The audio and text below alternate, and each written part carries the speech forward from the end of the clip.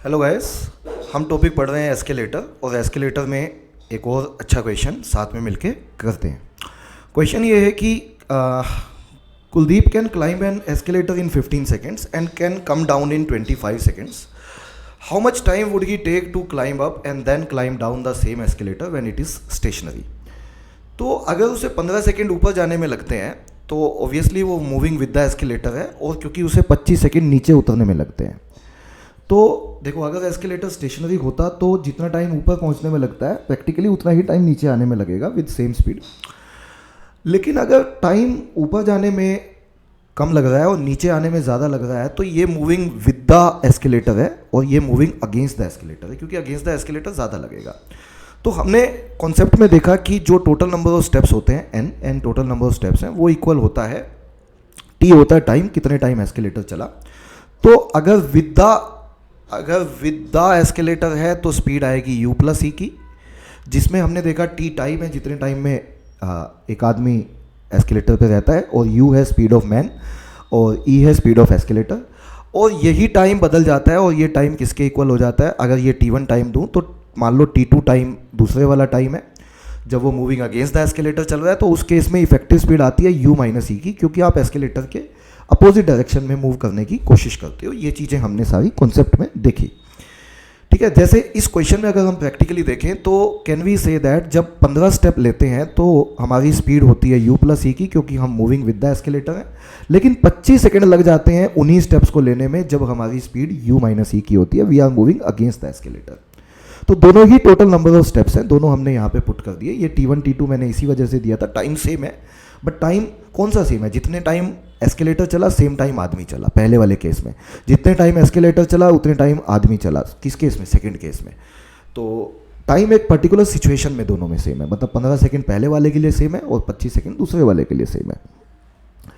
यहाँ से अगर हम इसे सोल्व करते हैं तो ये आ जाएगा 15u plus 15e is equal to 25u minus 25e।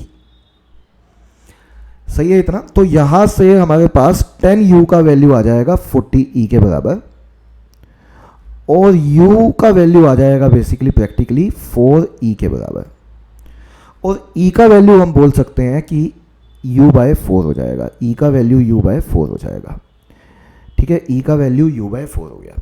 इसे आप इक्वेशन नंबर 1 में किसी भी जगह पे पुट कर दें। तो अगर इक्वेशन नंबर 1 में पहली जगह पुट करता हूं यहाँ पे, तो नंबर ऑफ स्टेप्स निकल आएंगे हमारे 15 इंटू यू प्लस ई की जगह u बाय 4। तो it would be like 15 into that comes out to be 5u by 4।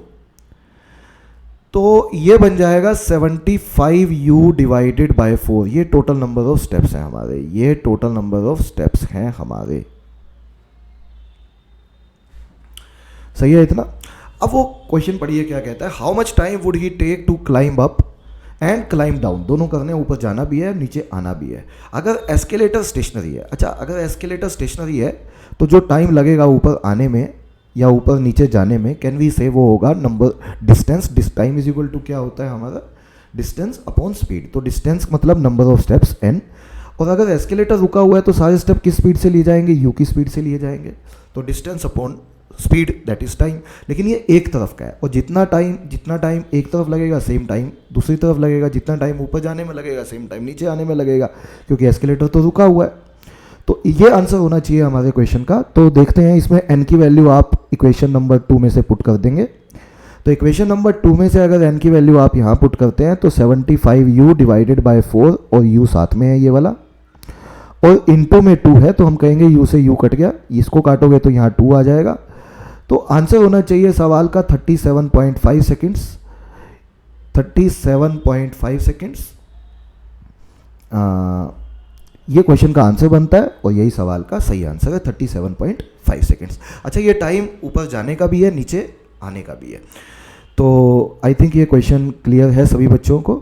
तो आंसर, हाँ जी, अगर कैलकुलेशन हमारी देख लेना आप 75/4, एक बार मैं सिर्फ चेक कर देता हूँ आपके लिए। 75/4 और u है, u से u कट गया इंटू 2, तो 37.5 बिल्कुल सही है। तो यही आंसर है बच्चों, आंसर 37.5 है क्वेश्चन का।